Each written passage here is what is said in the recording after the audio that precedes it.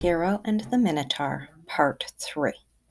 One morning, shortly after the festivities ended, Theseus sensed a terrible sadness throughout the city.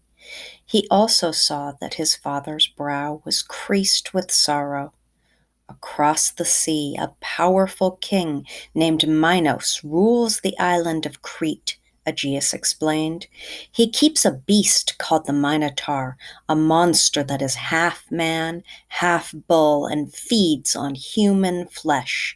Many years ago, Minos' son visited our city and was killed here by a bull. In his rage, Minos made war on us and threatened to destroy Athens unless we send him a tribute of 7 young men and 7 young women every year to sacrifice to the Minotaur. The time has come again to pay tribute, he finished bitterly, and though I am their king, I can do nothing to protect the 14 who will draw unlucky lots and be sent to Crete, never to return. Theseus, angered by King Minos' cruelty, replied, "Let me go with those to be sacrificed. I will slay the Minotaur and end the curse that hangs over our city."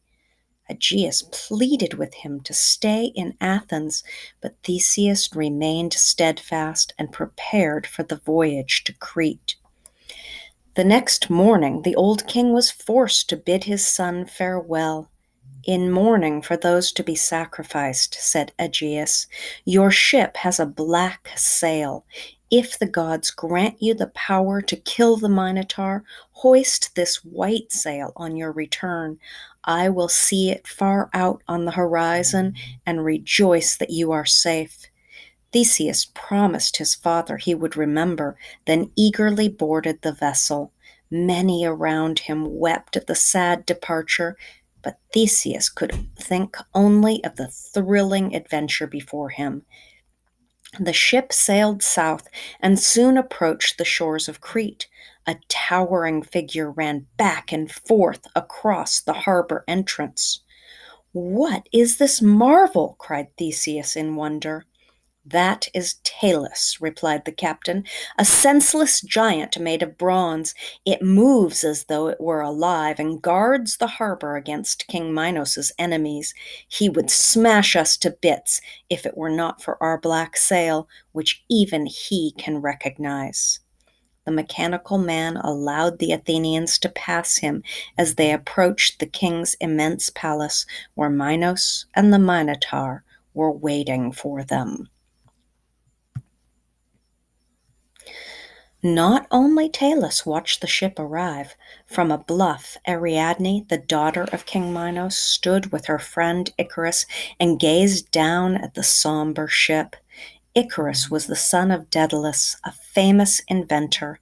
Long ago, at the king's command, it was Daedalus who built a labyrinth beneath the palace as a cage to hold the Minotaur.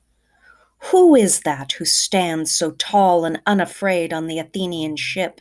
Ariadne asked. She was impressed by the stranger's confidence.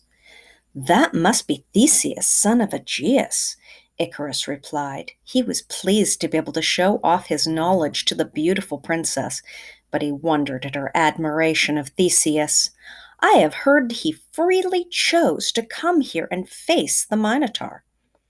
Ariadne knew very well that no one had ever escaped the circling passages and corridors of her father's enormous stone maze. Gazing at the prince, she made up her mind to save him from the king's rash cruelty. "We must go to your father and ask for his advice," she said to Icarus. "If anyone knows the secrets of the maze and can help us rescue Theseus, it is Daedalus." The bold princess was right, for the brilliant inventor revealed to her a clever plan.